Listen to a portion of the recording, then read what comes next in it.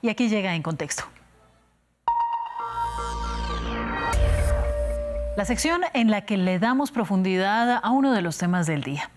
Y en medio de la escalada en Oriente Medio, hoy nos trasladamos hasta el Líbano, donde el ejército israelí inició una invasión terrestre el lunes en el sur, acompañada de los múltiples bombardeos en distintos puntos del país que mataron entre centenares de civiles al líder de la milicia Hezbollah, Hassan Nasrallah, y que han desplazado a más de 1 millón de personas en las últimas semanas. Sin embargo, esta invasión no es la primera que acomete israelí en el país vecino. Y ya está en el estudio mi compañera Marta Moya para poner todo esto en contexto. Marta, un saludo para ti. Hola, Ángela, buenas tardes. Pues bien, menudo tema el que nos espera.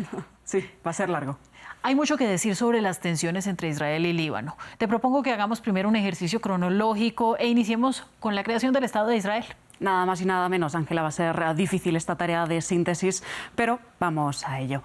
Y la votación de la partición por parte de la ONU y por ende la creación del Estado de Israel en 1948 es un buen punto de arranque, ya que por entonces Líbano, aunque no de la manera más beligerante, se unió con otras naciones árabes en el no reconocimiento de Israel como Estado, que en paralelo Israel expulsó a cientos de miles de palestinos del territorio, lo que se conoce como la Nakba. Y esto afectó directamente al Líbano. Sí, Ángela, la expulsión de los palestinos hizo que muchos de ellos se desplazaran de manera forzosa al Líbano, algo que cambió la demografía libanesa, ya que hasta ese momento era un país de mayoría cristiana. Pero los palestinos, de mayoría suní, se establecieron sobre todo en el sur y en el Valle de la Beca libanés. Entre todo, se firmó un armisticio en 1949 que puso fin a la guerra árabe-israelí, pero nunca hubo un tratado de paz. Bueno, y si avanzamos un poco más en el tiempo, llegamos hasta el año 1978, cuando en ese entonces se dio la primera invasión israelí sobre el Líbano y aquí comienza a complicarse más la historia. Sí, Ángela, es correcto, pero antes te doy un dato y es que en 1969, después de la derrota árabe en la Guerra de los 6 días, 2 años antes, la Organización para la Liberación de Palestina, una coalición político-paramilitar creada en los 60 que operaba en el sur del Líbano, y el ejército libanés firmaron un acuerdo secreto en El Cairo en el que se reconocía el derecho a la resistencia palestina en el sur del Líbano, algo que los cristianos maronitas vieron como una cesión peligrosa que luego desembocaría en la guerra civil. Pero sí, volviendo a la primera invasión, nos vamos al 78. Israel, bajo el pretexto de expulsar más al norte a los movimientos palestinos, realizó una invasión de 3 meses en suelo libanés, la primera de 4 que vamos a ver ahora. Muy bien, entre tanto, y esto es muy importante, estaba teniendo lugar, como se decía, la guerra civil libanesa. Sí, Ángela, una guerra entre quienes querían apoyar a la lucha palestina de la OLP, los partidarios de izquierda y los musulmanes suníes, y los que no, los partidarios de la derecha, los cristianos maronitas, y los musulmanes chiitas, que por entonces estaban enfrentados a los movimientos de resistencia palestina. Un dato curioso. Una guerra que fue desde 1975 hasta 1990, esa guerra civil, y que se complicó con la intervención extranjera. Primero Siria se alió con los cristianos y luego con los chiitas, y después Irán también se posicionó a finales de los 70 con los chiitas. Hablamos de una guerra civil que mató a unas 250.000 personas, Ángela. Otro episodio que ocurrió en medio de la guerra civil fue la segunda invasión israelí. Sí, Ángela, en junio del 82 Israel invadió Líbano con el objetivo de expulsar a la Organización para la Liberación de Palestina y articular una alianza con los cristianos. Las tropas entraron hasta la capital, Beirut, durante varios meses, hasta que la OLP fue evacuada al país de Túnez. Y más de 3.500 personas murieron porque Israel no dejó evacuar los campos de refugiados. Israel, de hecho, permaneció en el sur del país desde 1985 al año 2000, pero de eso vamos a hablar ahora.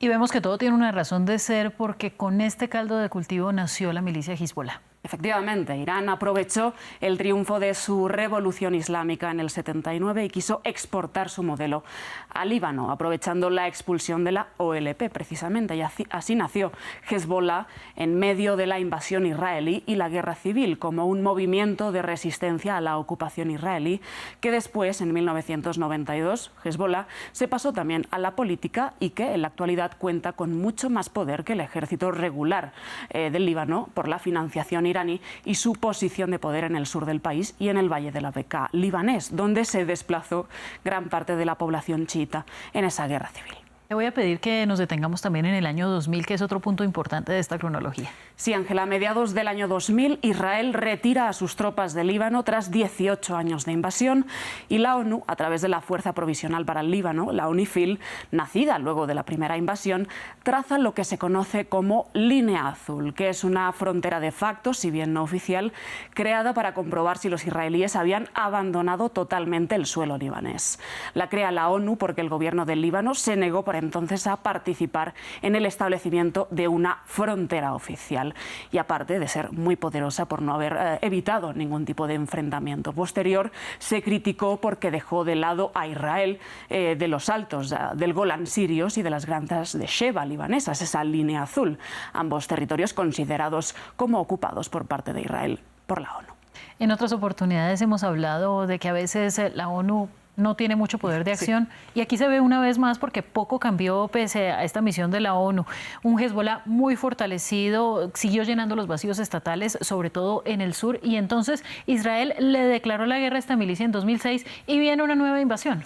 Sí, Ángela, le declara la guerra en julio de 2006 Israel a Hezbollah después de que la milicia tendiera una emboscada a las tropas de Israel en la frontera, en un asalto que terminó con varios soldados israelíes muertos y secuestrados.